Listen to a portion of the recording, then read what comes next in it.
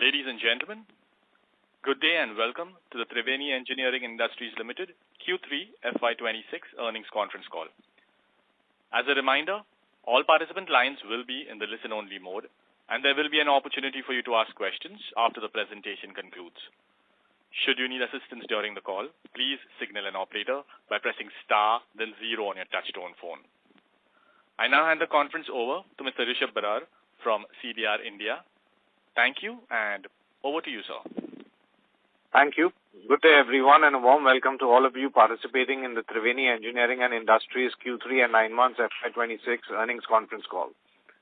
We have with us today Mr. Tarun Sawhney, Vice Chairman and Managing Director, Mr. Suresh Taneja, Group CFO, Mr. Sameer Sinha, CEO, Sugar Business Group, and Mr. Rajiv Rajpal, CEO of Power Transmission Business, as well as other members of the senior management team. Before we begin, I would like to mention that some statements made in today's discussion may be forward-looking in nature, and a statement to this effect has been included in the invite which was shared with everyone earlier. I would also like to emphasize that while this call is open to all invitees, it may not be broadcasted or reproduced in any form or manner. We will commence this call with opening remarks from the management, following an interactive question and answer session. May I now hand it over to Mr. Tarun Sawhney. Over to you, sir. Thank you, Rishabh. Good afternoon, ladies and gentlemen, and welcome to the Q3 9-month fiscal 25-26 earnings conference call for Triveni Engineering and Industries Limited. The revenues from operations stood at 4,782.5 crores, which was an increase of 18.5%. The PBT stood at 102.8 crores against 57.6 crores in the same period last year. This is despite an exceptional cost this year, which I will talk about a little bit later. The profit after tax stood at 77.8 crores versus 42.6 crores in the same period last year. The key highlights of these results: the net turnover, as I mentioned, increased quite substantially for the 9 months to 17.8% for the 9 months and 16.5% for the quarter under review due to higher sales in sugar and distillery segments and improved sugar realizations. The turnover of the engineering business increased by 11% and 15% during the 9 months of 26 and Q3 of 26 respectively. There was a strong operating performance in terms of profitability in the 9 months, and it is mainly attributed to a strong performance in the distillery and sugar segments. A major turnaround has happened in the distillery segment due to higher sales volumes, lower procurement costs, especially of maize, and other internal efficiencies, whereas much improved performance in the sugar segment has happened despite the significant increase in sugarcane price. And this has primarily been due to a higher sales volume, better sugar realization, a much smaller inventory, write-down of sugar inventories in view of the higher recoveries, and of course there has been cost optimization as well, which has played out in terms of the financial performance, especially for the quarter under review. There has been a provision of 22.4 crores, which has been estimated because of the changes brought about by the new labor codes in respect to the employee benefit expenses as disclosed in our exceptional items. This is for the standalone business. The debt position stood at 783 crores on December 31st, 2025, almost at the same level. It was 775 for the period last year.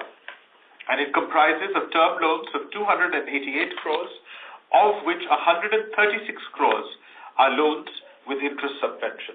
On a consolidated basis, the gross debt stood at 1,073 crores compared to 981 crores on 31st December 24. And the overall cost of funds is 6.1% for Q3 fiscal 26. I want to say it is important for us to note that the cost of borrowings is trending downwards. in line with what is happening across the country. I think we have been very cognizant of the changes that have been happening and have ensured that our cost of borrowings reduces quite dramatically. To give you an example, our working capital for the quarter under review stood at under 6.5%, which is substantially lower than the 7.7% in the previous quarter. So quite a substantial reduction in interest costs, and that will, of course, flow through as the next quarter and subsequent quarters come about. Turning towards the business-wise review, I'm going to first start with our sugar business, where revenues for the 9 months increased by 19%, supported by 12% increase in sugar dispatches and 5% in realization. For the quarter, revenues increased by 12%, and this was supported by 8% due to volumes and 6% in price realization. Again, going back to our conversation about a quarter ago, where I had envisaged stability in terms of sugar pricing, and frankly speaking, they have remained reasonably stable. Some amount of variation, but by and large, actually, it has been positive. And this is reflected in the results and in the comparison quarter-on-quarter and 9-month period versus the previous 9-month period. This is all despite a price increase of 300 rupees per metric ton by the Uttar Pradesh state government. And that's quite a substantial, the largest ever sugarcane increase in the history of the Uttar Pradesh sugar industry. Very substantial. And of course, this was because there were higher recoveries that are present as I speak right now. There has been substantial cost optimization, and that is prevalent in terms of the cost of productions at the unit levels. And of course, there's a lower inventory write-down for the units that don't perform as well as the ones that are right on top of their performance. The sugar inventories on the 31st of December 25 stood at 30.7 lakh quintals, valued at just over 39 rupees per kilo, whereas in December 24 it was 29.5 lakh quintals closing stock, valued at 38.8 rupees per kilo. As we speak today, our refined sugar realization has crossed 41.50 per quintal. And sulfitation sugar is about ₹1 lower, but it varies quite substantially. It does vary quite substantially. An important point to note that while the sulfitation prices are that much lower, the bulk of our sulfitation sugar is contracted to institutional buyers that pay premiums above what the average retail sale prices is. What I'm reporting to you are the retail sale prices. The industry scenario has been very complex for the quarter under review. There's been a lot that has happened domestically and internationally. The net sugar production was expected to rise about 20% year-on-year, supported by the favorable monsoons that we had had over the last summer, which led to higher cane acreage and improved yields. And the recovery is stronger in the western and southern regions as well as the north. And this is despite a delayed start. In fact, it is because of a delayed start of 1 month in Maharashtra. That's specifically about Maharashtra. In the investor brief, we have given some details of the crushing updates thus far, but I'd like to point out some important distinctions and important developments that have taken place, including some of our surveys that have come back as of this past weekend, and I'm happy to share some of that information and data with you. Now, Triveni estimates were far more conservative when compared to the industry estimates previously. We had forecasted actually a closing balance somewhere around 8 million tons for September 26, whereas the Industry Association had that somewhere around about 1.5 million odd tons lower, around about the 6 million mark. And this was primarily due to a couple of reasons. The first one was we had taken a very conservative approach on consumption, where our target stood at about 27.8 million metric tons. This was about 700,000 tons lower than what had been estimated and is still probably estimated by the industry. I would like to actually point out that the releases for this year are actually 400,000 tons lower than the same quantum of releases in the previous year. And therefore, I do believe that while a hot summer is expected, and a hot summer means significant increase in sugar consumption, and that has been proven out by the test of time, we do hope to see at least our sugar consumption number coming accurately thereabouts. I think we're very much sticking to our guns on that number. As far as the total country's production is concerned, the averages were broadly the same. Triveni had an estimate of about 31.1 million tons when we last spoke, and the Industry Association's estimate was slightly higher at about 31.5 million tons.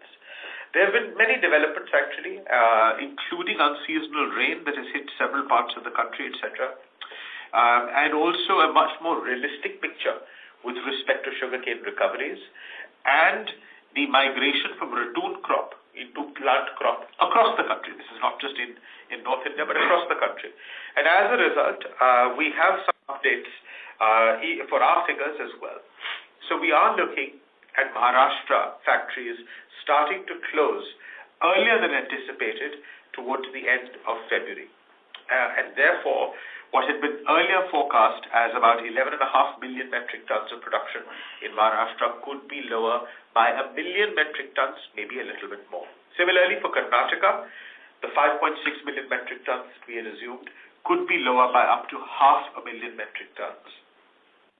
Uttar Pradesh stands exactly as what we had assumed, approximately 9 million metric tons. Now, this is very important because it actually changes the stock holding ratio between the south and the north. It also means that the northern sugar mills will benefit by carrying this stock later into the sugar year, where prices, I anticipate, will inch slightly higher, given that we have a lower closing stock. By the way, the closing stock assumes the full export of 1 million metric tons of sugar, and I will just address that point in a second. Essentially, I think the demand-supply position has changed in favor of more robust sugar pricing for the next few quarters, certainly, and I think that is a hidden positive and a hidden expectation, a hidden positive expectation that investors should have from the industry. On a global scenario, we've actually seen near historic lows.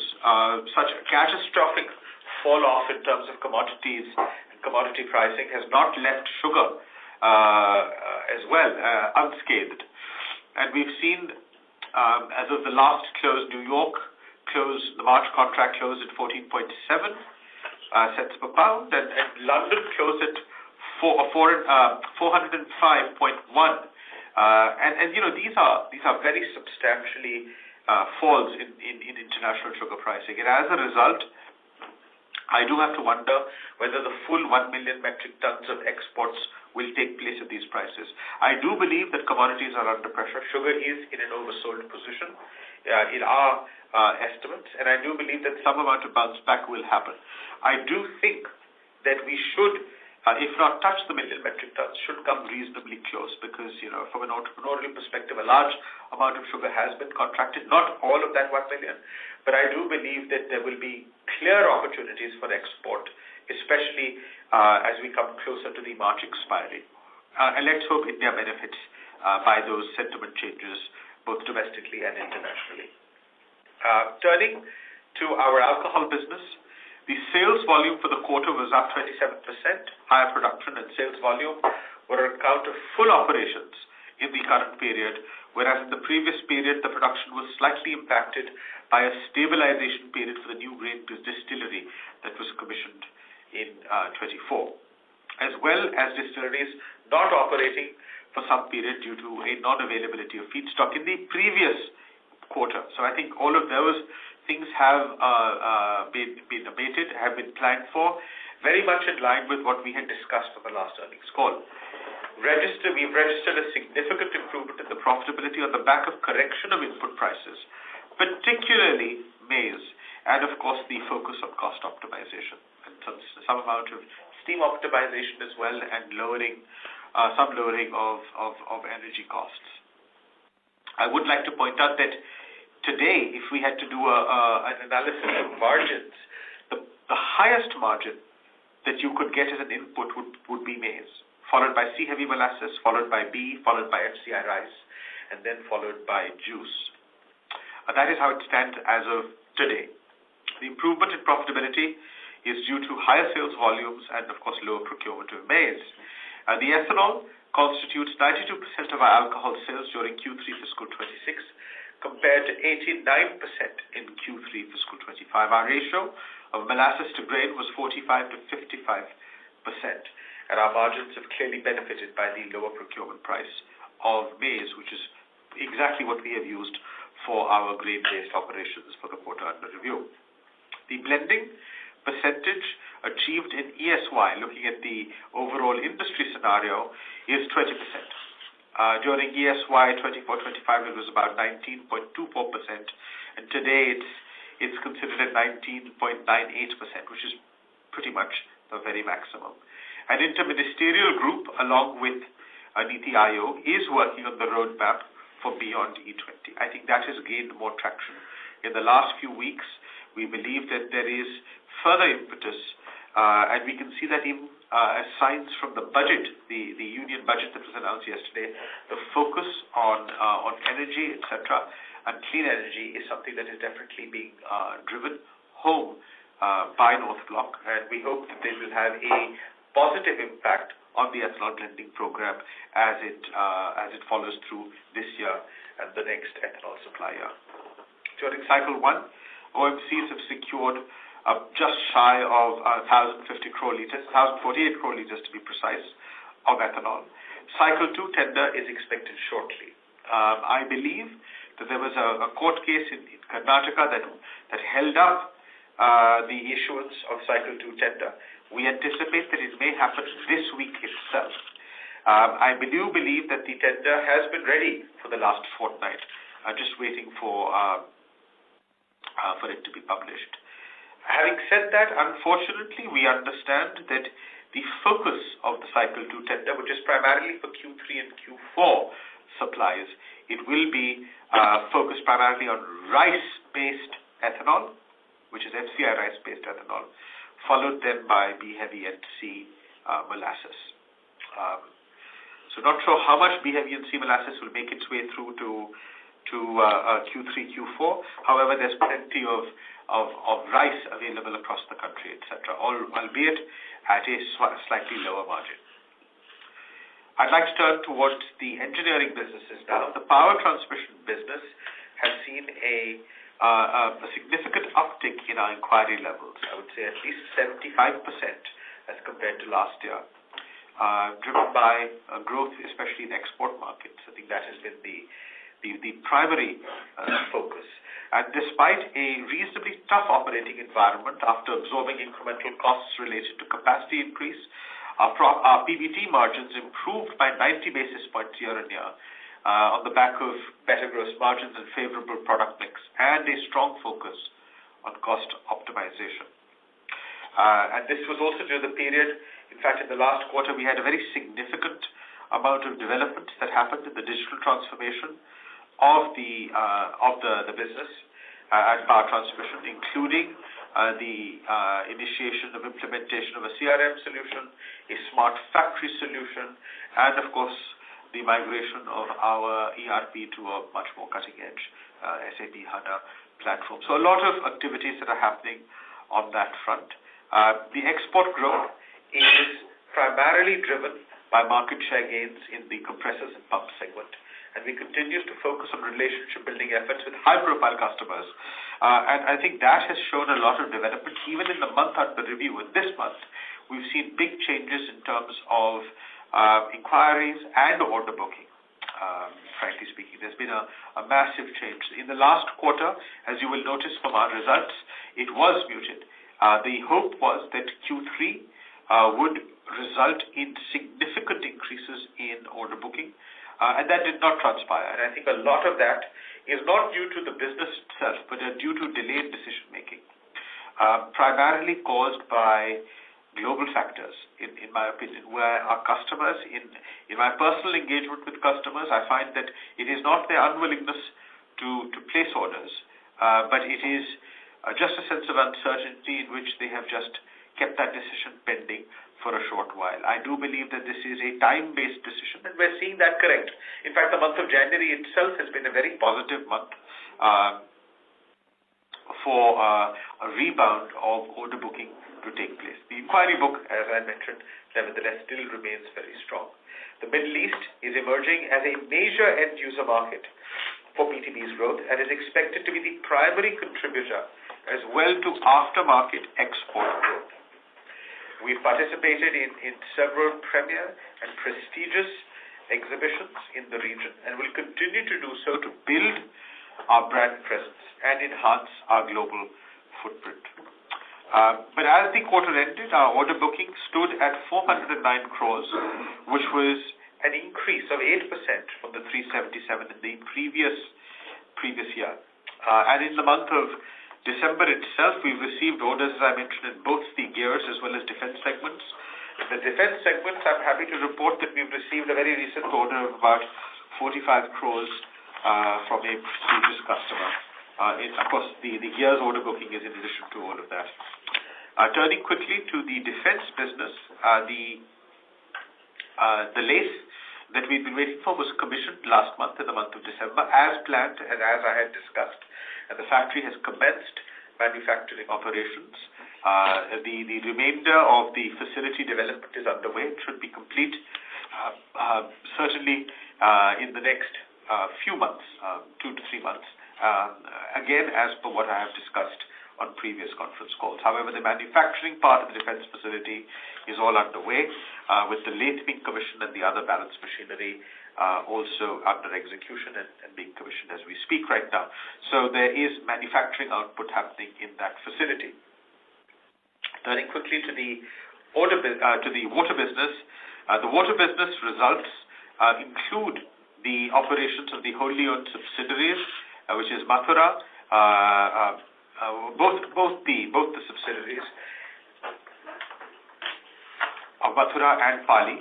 The outstanding order book on the 31st of December stood at 1,598 crores, which includes just under 1,100 crores of O&M contracts, which are over a slightly longer period of time. So yes, there was a little bit of variation. I think the business did not perform as well as we would have liked to. The inquiries are still quite substantial, and are, frankly speaking, I think the domestic climate across the board, as we've seen and I talked about, including in our power transmission business, has been muted.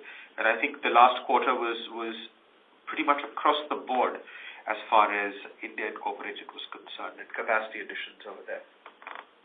Looking at the outlook of our various businesses, the sugarcane crop looks very healthy in Uttar Pradesh especially, and as far as the rest of the country is concerned, I mentioned the slightly muted outlook for Maharashtra and Karnataka, which means that the total production is going to be a little bit lower, between approximately about 1.5 million tons lower, and this will reduce the closing stock. So as we had estimated, a reasonably high closing stock, frankly speaking, at around about 8 million metric tons, we will be approaching the 6 million metric ton number, which is very good and bodes extremely well for sugar prices and the stability of sugar prices going forward. I think that is what's very important, because we're in an environment where global prices, and as much as we'd like to think that India has no impact, no correlation between what's happening in New York and London and what's happening in India, there is some sentiment impact, of course, that does creep through.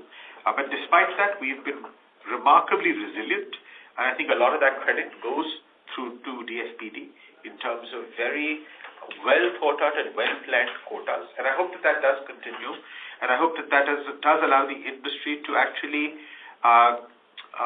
see an increase in sugar prices as we move forward, because cost of cane has gone up, not just in Uttar Pradesh but across the country. We have heard a lot of conversations about increases in MSP, etc. The reason I have not discussed that during this call thus far is because there's no point talking about it until it actually happens. My understanding is it's going to be in the high 37 or the rupee bracket. That is the expectation. I believe that is too little. because the prices are already higher. And if we're looking forward after so many years, we need to look at it from a future perspective and to look at the impact that it would have on farmers going into the future and on the industry going into the future. And so that's important. But I still sincerely hope that it is something being considered, and I believe it is, by GOI, and it may happen in the near future. We are looking at improved sugar recovery trends in Uttar Pradesh as we see the advent of the plant cane, especially in the central part and eastern part of Uttar Pradesh. We've seen plant coming in western Uttar Pradesh. The start has been small, but we're at we're on the beginning of February, and so plant cane is certainly going to come in full force in the next 10 odd days across western Uttar Pradesh as well. And that is pointing towards better recoveries. You can see that from all the various reports that I'm sure you're all privy to. The realizations right now, when compared to last year, are higher than they were. I think that is another positive. And we continue and plan on continuing to make some investments, small investments in sugar to especially improve our cost of production and improve our efficiency. I think those are things that have been highlighted by our operations this year. And you should anticipate that over the coming off-season, we will be looking very closely at our costs of production and finding ways of lowering those costs of production with very short return investment plans and nothing substantial, all funded by internal accruals.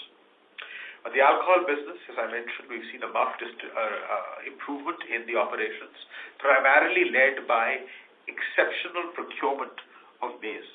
Now, maize, as I had mentioned earlier, will possibly be curtailed in cycle 2 as for additional deliveries in Q3, Q4. That is a slight negative, very honestly speaking. It kind of poses a hiccup, but I can understand that there are huge quantities of rice stocks available in the country, and depending on what type of quality of rice that one can procure from FCI, I think we should be able to make some more improvements in the margin structure on rice. And yes, we will be tendering for the small portion of extra capacity that we have for the Q4 tender. So we will be participating in cycle 2 as well. And in cycle 3, which we believe will come in the next couple of months. I think that is also an expectation that has been made fairly clear, that there is an expectation that there could be a cycle 3 as well. We believe that ethanol prices do need to be revised upwards, and this will certainly help increase the diversion of sugar towards ethanol. However, a lot of this is under consideration, and we don't believe any of this will happen until the next ethanol supply year. The one thing, an important thing to consider, is the massive overcapacity that exists in the nation, and the planning for that is actually very, very important from the government perspective. Turning to the engineering businesses, I think that in this particular quarter, while we continue to focus on really building the brand on a global perspective and coordinating, participating, gaining qualifications with customers across the world, we've seen huge successes in the recent past in terms of moving on to the AVLs. And while I don't disclose the great details, there have been many clients where we are now on the AVL globally, and a lot of that has factored in to the increased inquiry book, as I had mentioned, and we're seeing orders close out, both in terms of OEM orders as well as in terms of retro in the month of January. So a change in position really from the previous quarter, and rather the quarter that's under review. Towards the water business, yes, we are looking at a large number of orders, both domestically and internationally, because of the significant gap that exists between the demand and current availability of water and wastewater treatment. And there are new opportunities that are emerging in the recycle, reuse, and zero LD in the form of EPC and HAM models. So that's quite interesting to see that there are more tenders coming in those two niche areas. We hope to certainly benefit from those, and we are tendering on several jobs as far as that is concerned. On an overall level, we have implemented a series of strategic and well-considered initiatives, a lot of which is playing out, and a lot of which, as I mentioned on the last conference call, will have had a benefit, and you've seen that benefit in these quarter's results. Lastly, with respect to the proposed scheme of amalgamation of SSEL and the demerger of the power transmission business to unlock value and to drive operational efficiencies, the scheme has been approved by shareholders and creditors. This was in December of 2025. We have another hearing in front of NCLT in the month of February, and we find that we are very much on track, as I had previously said, for this to happen during this quarter under review. Under this quarter, this calendar quarter. So, on that front, nothing really stands unchanged. We are, of course, as we get closer to this demerger, looking at the power transmission business, gaining a lot of skill set in terms of ability to operate as a separate company. A lot of systems work is being done as we speak to let them hit the ground sprinting, frankly speaking, and have the same kind of efficiencies that we've had at Triveni Engineering and any of the other businesses that the company has run. With that, I'd now like to open the call to questions. Thank you very much. We will now begin the question and answer session. Anyone who wishes to ask questions may press star and 1 on their touchtone telephone. If you wish to remove yourself from the question queue, you may press star and 2. Participants are requested to use handsets while asking questions. Ladies and gentlemen, we will wait for a moment while the question queue assembles.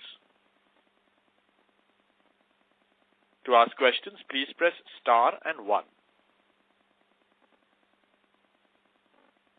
The first question is from Vishal Prasad from VP Capital. Please go ahead. Hi. So Tarun, we had signed MOU for 4 megawatt marine gas turbine generators with Rolls-Royce. So could you provide an update on our marine GTG partnership? Certainly. So this is for the next generation vessels being considered by the Indian Navy, and this is at the architectural stage right now. The main decision point for the Indian Navy is whether they would like to go for a gas turbine propulsion engine versus a diesel generator engine. And at this particular point, we have made a number of presentations, etc. We expect that decision to be taken reasonably soon. However, the decision is not in our domain, it is with the Indian Navy. I believe that if it is a gas turbine option that is considered, you could only consider one or the other because there's too much work that will go in. The solution then being offered by Triveni and Rolls-Royce becomes a very compelling one, where there is a large amount of indigenization that will occur. That is the kind of conversation that we've had.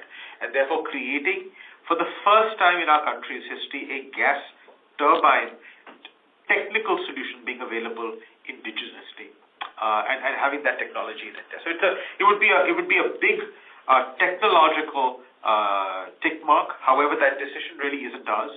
It is one which is with the Navy, and their designers, and they will be taking that very soon.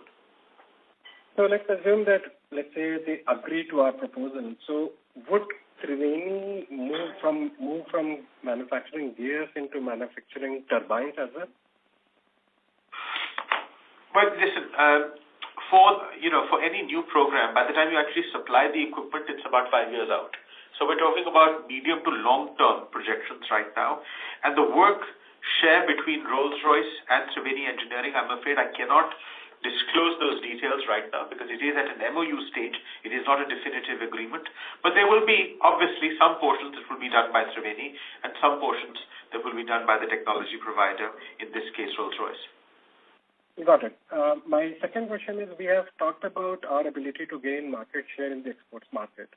And one of the reasons that you have given is that nobody can match our timelines. So if I have to compare Triveni with the EU-based turbogear suppliers, what would be the price differential between us and EU players if we are supplying to the same customers? So, you see, that's a very different, it's a very loaded question. And let me tell you why it's a loaded question. We find that we're substantially lower. What we have done is we've estimated cost of manufacture because I can't control what a competitor of mine prices their product at. But I can have an estimate in terms of how much it costs them to make. And I'm sure you understand the difference between the two. They can cross-subsidize perhaps in an area where I have not received approval or not on an AVL. They may be able to eke out higher margins. In fact, that is the exact thing that has been happening, and that is why we're trying to get onto all the major AVLs across the world, and have had very good success thus far. So we believe, the historic numbers that we have, we believe that we are cheaper by at least 25 to 30% in terms of cost to manufacture. This depends. I'm generalizing here across turbo gearing. It could vary. It could be higher. It could potentially be lower as well. However, in the sale price to a customer, it's very difficult because we have certain policies in terms of minimum margin levels, etc., which we do not cross. I can't talk to the margin profiles and for my European competition. So it should give you a broad idea. In terms of delivery, because you did speak about that as well, what I'm hearing today is that our European competition, which is doing reasonably well, so they have reasonably full factories, which we hope to benefit in terms of cannibalizing their market share. They are northwards of 12 months in terms of average deliveries for new units. And from Triveni, we can be ex-factory in a period of somewhere between 6 to 8 months, depending on the complexity of the turbo gear, and then it takes a short while for shipping. But frankly speaking, in some cases, and we've been having these discussions, we can even airlift certain gearboxes if required, and if the customer is giving us the sufficient margin for. Sure. And could you speak about opportunities that you see in steam and gas turbines? It seems some of our customers are fully booked till 32, 32, 33, so 5 years, 6 years, 7 years down the line. And I believe we have a good play there. I don't know anybody who's booked 5, 6 years down the line, unless it's gas. Gas. That's right, gas turbines. Right. Yeah. So in the gas space, we're seeing a lot of traction. You'll have to understand that our journey as a gearbox manufacturer for gas engine applications in the Western Hemisphere is a relatively recent one. Now we've completed and supplied several units, and therefore when I say that I see great traction coming, we have excellent relationships with the larger gas turbine manufacturers globally, and I'm hoping that a lot of that is already on our inquiry book, and it will translate into regular ordering across sizes, across facilities, across the world. So I'm hoping that, the growth in the export business will be driven by compressors and gas. So do we cover everything between 2 megawatt to 600 megawatt in terms of gas turbines, or we have a sweet spot in between 2 and 600? No, gas turbines larger than 50, 60 megawatts are directly coupled. They don't need a gearbox. For high-speed gearboxes, the largest application that I've seen is 90 megawatts. Okay. And last question, sir, is on LM 2500 program. You had mentioned that packaging will be happening at Triveni. So could you help me understand what all activities are covered under our scope of work? I think this is still yet to be drawn out in greater detail. As and when it is, and as we find out, I'm happy to share it. But it depends, because right now there's been changes. The casing has been changed to composite, which changes the nature of the workflow, etc. So until all of the I's are dotted and the T's are crossed, I myself wouldn't know what our work share is, and I don't know that as yet. Thanks, Tarun. Thanks a lot. Thank you. Before we take the next question, a request to participants to please limit your questions to 2 per participant. Should you have follow-up questions, we request you to rejoin the queue. The next question is from Shailesh Kanani from Centrum Broking. Please go ahead. Yeah, good afternoon, everyone, and thank you for the opportunity. I have few questions from my side. So PCB division. So we have been seeing inquiry levels being very strong for the last couple of quarters, in fact 9 months. But order flows in reversal, and also if you can give some guidance for FY20 on this. I'm so sorry. You are inaudible. Your last two sentences were inaudible. You'll have to repeat yourself, please. Sure. I'll repeat my question. Is this better now? It is better. Yeah. So, my question was with respect to PTB division. Inquiry book has been strong, but the conversion to orders have been kind of lacking. So, just wanted to get some sense in terms of timeline when we see that to happen, and also if you can share some guidance for FY27. Yeah. So we don't really share guidance numbers, so I can't help you there.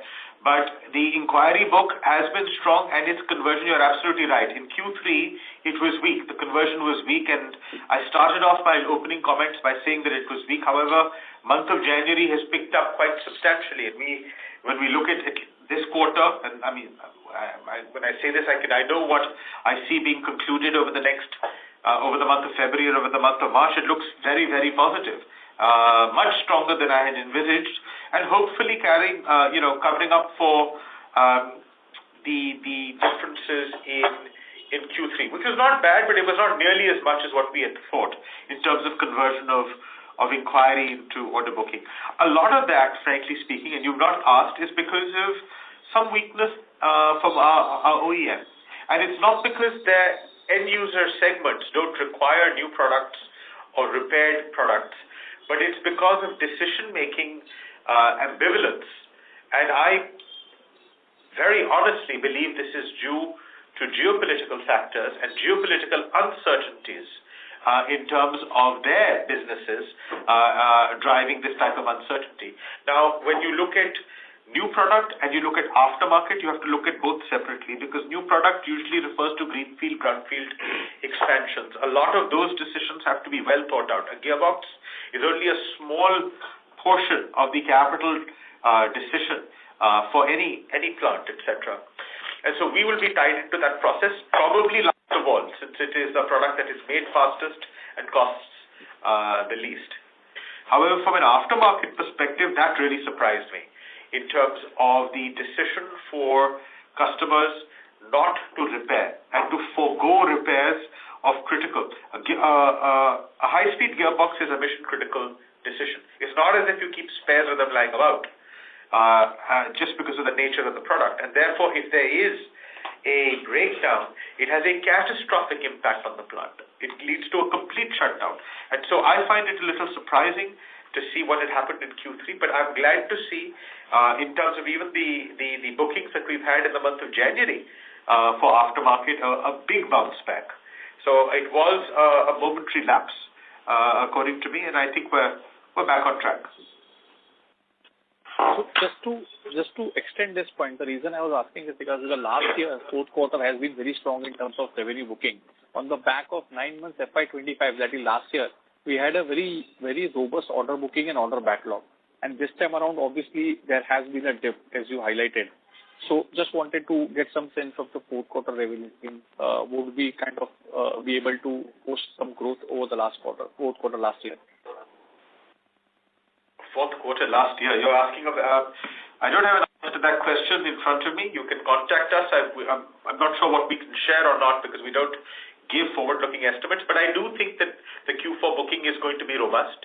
I can see it from January data itself that it's looking very positive, and it will certainly cover up for the it will cover up for most of the shortfall of Q3. So in addition to what we had planned for Q4. Okay, fair enough. Thanks. My second question is with respect to prevailing maize prices, and you alluded to something in your opening remarks that they are the most profitable right now. So can you outline the unit economics across different production routes? That would be helpful. So, yet again, we don't really give you your contribution per liter, but the maize contribution is definitely a very robust double-digit contribution, higher than C-heavy. However, I don't see next few cycles coming to support maize. In fact, if anything, you've got problems with maize coming from different parts of the country. Starting off with Karnataka, and then a large number of other maize-growing states. Maize prices have continued to fall, and they continue to be softened. They've been stable, but they've been very soft right now. And as and when the next maize crop, as the next maize crop from Bihar comes about in the next 2 months, I think that Bihar prices are going to be massively different from where they left off last year. Massive difference. Unfortunately, I wish I could say that we would take great advantage with our spare capacities, small spare capacities, but I don't see that happening. I don't see maize being treated favorably, but we will fill those capacities with rice, of course.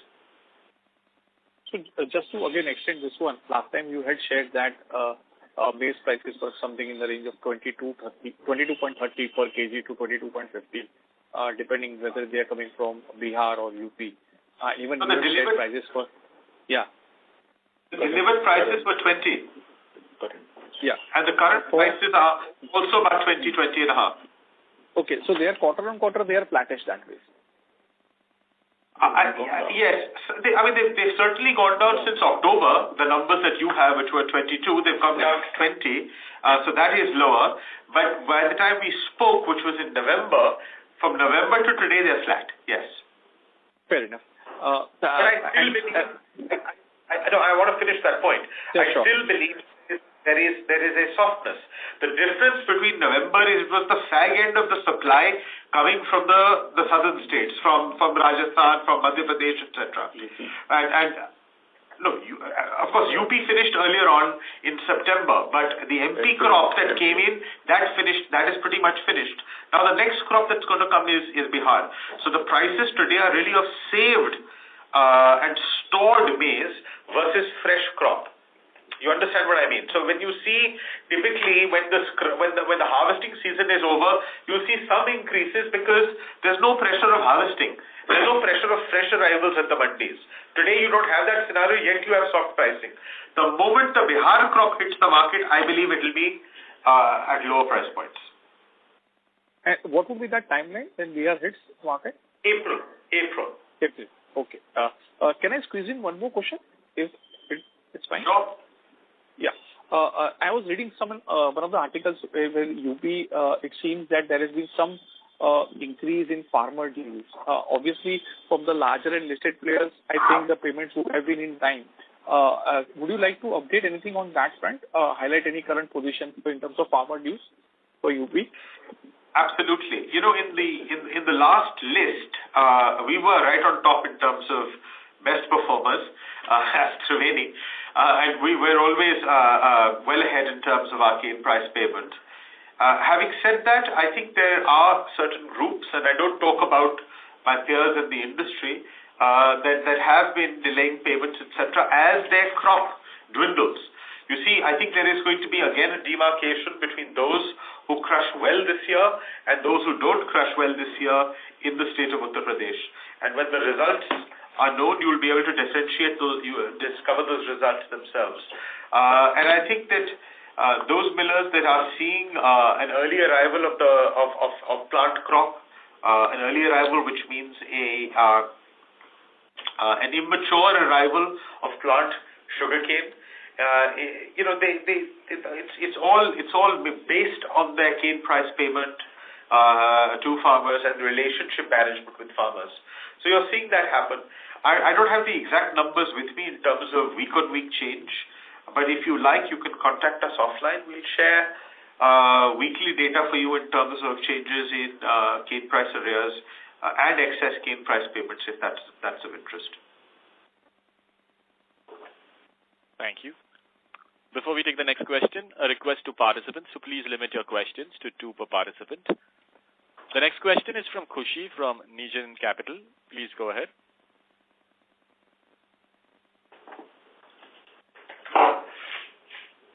Khushi, you may go ahead with the question. There seems to be no response from the line of Khushi. We'll move to the next question. Next question is from Abhisar Jain from Monarch AIS. Please go ahead. Yeah. Hi, sir. Hi, sir.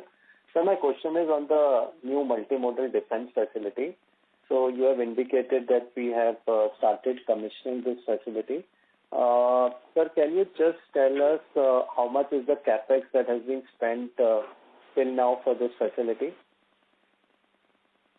I don't have the number for what has been. Do you have the number for what's been capitalized? defense. We don't have that right now. You can contact us offline and we will give you that number. But ballpark, what was approved by the board, and I don't think we'll spend all of it, but what was approved by the board for the defense facility was just north of 100 crores. Okay. And, sir, in terms of now, after the initial trial runs on some of the products that are to be made in that facility go through, how do we see the revenue trajectory, and what would be those products that we would be supplying first in, say, sometime in FY27? No, so I don't give forward-looking estimates, so I'm not going to do that. You'll excuse me. But what I will tell you is what we are already qualified for. And the list is, of course, detailed, and it's on our website. I would encourage you to go through our PTB and defense presentations on our website, which gives you a huge detail of the various partnerships that we have and various products that we are tendering for and have orders for. And they include, but are not limited to, and I'm talking about the breadth of relationships thus far, fin stabilizers, gearboxes, propulsion equipment, PSI, gas turbines, smaller gas turbines, deck machinery. We've recently signed an MOU for at-sea transfer from ship-to-ship systems, cargo bay handling systems, etc. So there's a lot of work that is, and the list goes on. There's repair work that happens on compressors, on pumps, etc. Different metallurgy, different materials. So it's a very extensive list. You're welcome to come and visit the facility and see things in greater detail. But for now, I would encourage you just to have a look at our website. Yeah, no, right, Tarunji. I've seen the list of the products. I was just wondering that do we kind of start making most of these products in the first year, or how does the, kind of ramp up of the supply of these products go through? Because obviously this will That's a good question. Yes, I would say the quite a lot of the products will be made in the first year. Then there are different sizes and scales. So, for example, in shafting, we have won several orders. So we will do one set of shafting, but the others will happen subsequently in other years. As far as gearboxes are concerned, some will happen next year, some will happen the year after, most of them will happen the year after, etc. So, there's a cascading effect, but we're not limiting ourselves to one in one particular year. We're going as per contracted supplies. Understood. And so just last one on this same thing. So this defense facility, in how much time do we see we can, ramp it up to its full potential? Is it like 3 years? Is it like 5 years? Or what indication you can give at this point of time? I think it depends on what orders we win from the Indian Navy or from other branches of Indian Defence, where we are now going to be tendering and form a part of our inquiry base. So, and frankly speaking, the defence facility is a very large facility. So fully built, it's not fully built. We've only built Bay 1, and this is one of 4 large facilities that can be erected on the same premises as per the master plan. So there's quite, we're at the very start and inception. We're not limiting ourselves. We're going after everything that rotates, frankly speaking, as far as the Navy is concerned. And our immediate focus is on how do we branch out and address the requirements of the other branches of the armed services. Sure, sir. I look forward to coming to this plant and look at it. It looks very interesting and a very long-term good thing for us. So, thank you so much, sir, for answering the question. Thank you. Thank you. The next question is from Nisha Garg from Samco Mutual Funds. Please go ahead. Yeah. Good evening, sir. Good evening. Sir, my first question is, there is a significant improvement in your sugar recovery to 10.5% till December 25 as compared to last year 9.1%. Could you please advise us the key factors contributing to this? Absolutely. I think we had in the 2 sugar years, and I think the trend is even better, frankly speaking. But in the 2 sugar years, we had very high quantums of unseasonal rainfall in the previous year, which impacted the recoveries. We also had disease and pests. much higher portion of disease pests, especially the red rot that impacted 238 variety for Triveni in the sugar year 24-25. In the sugar year 25-26, which is the year under review, the one that you're talking about right now, actually the disease has been under all limits, and our limits are fairly stringent, and so therefore that has meant that healthier cane, non-disease cane, comes to the sugar factories. I think the quantum of rainfall that has fallen this year has also been pretty good, with the exception of our factory at Deoband, which had excessive rainfall.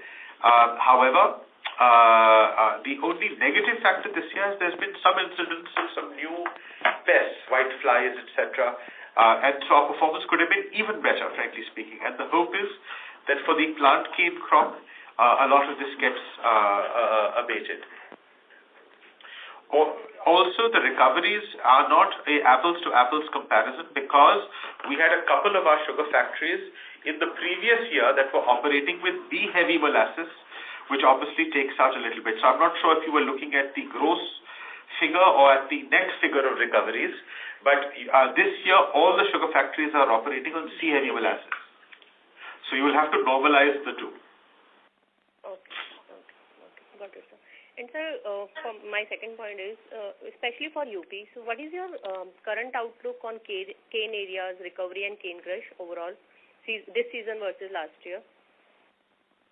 So, as I mentioned in my opening remarks, we're looking at the production of Uttar Pradesh being broadly the same this year versus last year. So approximately 9 million tons of sugar being produced last year, and about the same amount.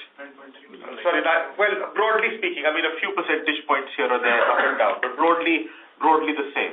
And cane area would also be approximately. Cane area was a little bit higher this year than last year, but yields in certain parts of the state have been lower, and we're seeing that especially in central and the eastern parts of Uttar Pradesh and some parts of western Uttar Pradesh as well. So, you're seeing that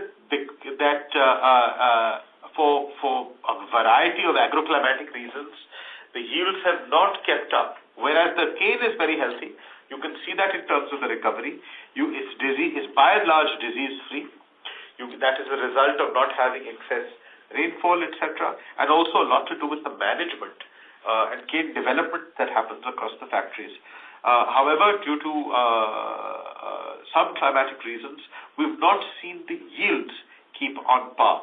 And I think that is a major focus area. As we move past the eradication of 238 variety for next year, the great plan has to be how we better manage the yields and agronomic activity at the farm level, including at Triveni, to ensure that we actually get the most amount of cane. We have been fortuitous in terms of getting excellent allocations of cane area from the government of Uttar Pradesh in terms of the reservation policies, and I think that should have a positive result in terms of our overall performance this year versus last year. However, at this particular point in time, we're halfway through the season, and there is half of the season that still remains. Okay, right, sir. Thank you, sir. Thank you. The next question is from Rajesh Majumdar from 360 ONE Capital. Please go ahead. Yeah, good evening, and thanks for the opportunity. Sir, my first question was that on the sugar prices outlook, of course, you mentioned the fact that MSP can still come, which I'm not doubting. But suppose this year we end up with 6 million ton inventory, and in all likelihood, next year there is a 60% possibility of El Nino, which means the next year crop will also be lower. In which case, will the inventory position come to such a point that the prices can go up even much stronger from the current levels? And a related question is that, like you've seen many years ago, government step in to put a cap on the sugar price. Yeah, your thoughts on that? So the government hasn't placed a cap on sugar price per se. No, not yet. But if it goes to say 45, 46. So I'll answer your complete question. I think we're dealing in the realm of possibilities and percentages. To extend the same example, let me also tell you about the history. In the last 15 years, to the best of my knowledge, there have been 4 years that have been considered El Nino years. Not one has happened. Not one. And in the last 15 years, only 1 year has been below the long-term average of rainfall across the country. Only one. Now, statistically speaking, for as long as monsoon or rainfall data exists in India, that has never happened. Okay, that has never ever happened. So you could extend that example as well. But every year you extend it, we have a great monsoon. So I won't go into the hypothetical. But the fact of the matter is that you do have some amount of buffer in terms of the sugar that is diverted towards the ethanol blending program. And you have huge quantums of grain that is available at reasonable prices across the country. So it's not as if the ethanol blending program is going to suffer. And we at Triveni, that is why we have got large portions, the majority of our distilleries, etc., are multi-feed distilleries only for that eventuality, that if you have lower cane availability in the country for any reason, and there is a push towards making the sugar for domestic consumption, then you have to keep your distilleries gainfully occupied, and you do that because you've got dual feed capabilities. Now, to your question about cane prices, sugar prices will obviously go up. Where we are not immune to the forces of demand and supply, and if you see a substantial difference in terms of projected closing stock, and now I'm talking about September 2027, which is the year that you're talking about. Right. You can see prices go up quite substantially.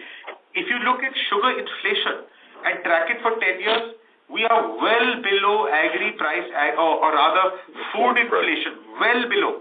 We are tracking at 50-60% below food inflation for the same period of time. So I would say it is about time that our prices go up. Is 45 rupees significant? No, of course not. It's nothing. I think 45 rupees even today, the government would be happy with. It's if the price goes to 60 that you have something to worry about. Not at 45. So in the last 15 years, I think there's one instance where the government has imposed a cap, if I'm not mistaken. Is one instance. Yes, there is one instance. There is one instance, yes. Okay. But even that was highly restrictive. It was for certain quantities, not for other quantities, etc. And if I remember correctly, it was at just the very end of the levy sugar era. Right. That's helpful. And so secondly, I had a question on Sir Shadilal. Despite of a large increase in the crush and prices going up, we are still seeing the gross recoveries lower in SSEL. Why is this, and when can we expect this company to turn around realistically? It's an excellent question. We've actually, as I mentioned, we've had very good yields. We've got good area. However, we've had a breakout of something called white fly. In very specifically only in that part of the state, and we have factories close by where we don't see the incidence of this pest. This has created some amount of nuisance factor in the ratoon supply. The hope is that when plant cane starts coming in full in Shamli, we will be back. It affected the ratoon. That does not mean it's going to affect the plant. And we will see the plant cane supplies coming 100% in Shamli in the next 10 days or so. And that is when you should see the expectations for the remainder of this year. That's one. The second thing is that in the month of November, for some strange reason, there was a little bit of urea dosing that farmers in western Uttar Pradesh did because of their perception of climatic factors. This turned out to be a little bit of a negative. And this is something that we will very strongly discourage. It does not happen at any of our other sugar factories. And, when we've had relationships for 50, 60, 70, 100 years, Shamli being a new unit and the relationships being new, our sway over the farming population needs to improve and increase so that they don't engage in practices where the 350,000 farmers that deal with us in other 7 factories don't engage in across the state. So we have to do that, and we've noticed that these are 2 possible and probable issues for the underperformance of Shamli.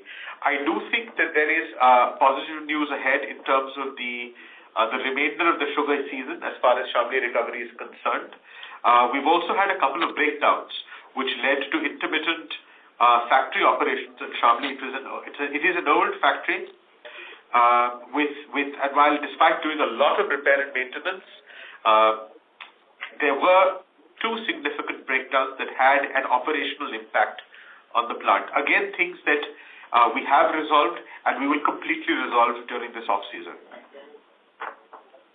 Just one added question here, sir. Can we expect the sugar year 25-26 to be still loss-making for Sir Shadilal, and should we take next year as a turnaround? What would be your thought of that? That's all. I think that is a very fair assumption. Okay. Thank you so much. Thank you very much. We'll take that as the last question. I would now like to hand the conference over to the management team for closing comments.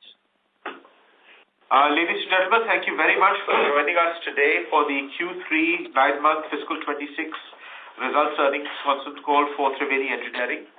I think the next time we speak, in all probability, this will be two separate companies.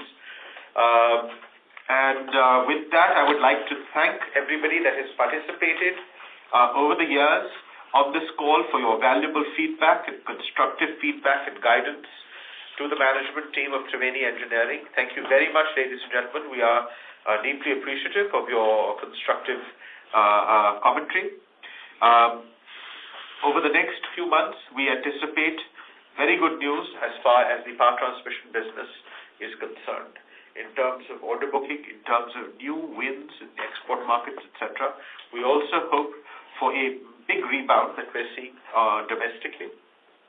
As far as sugar is concerned, I think all the bad news is pretty much out of the picture across the distillery and sugar segments. And anything that happens from here will have a direct positive impact on pricing and therefore improve margins further. That is my hope for the next few months. How much of that converts into reality we will see. And it is very much in line even with the last question asked by the last speaker about Sir Shadilal. Frankly speaking, if sugar prices rise by 5%, then yes, it will be a profitable year for every single factory. Or a very big difference and a big bounce back even for our subsidiary today. So all of those things are possibilities, and we hope that they all fructify. Thank you again for your time. Look forward to speaking to you in about 3.5 months. Thank you very much. With that, we conclude today's conference. Thank you for joining us, ladies and gentlemen. You may now disconnect your lines. If you found this video helpful, please like, share and subscribe to Concall India for latest upcoming Concall.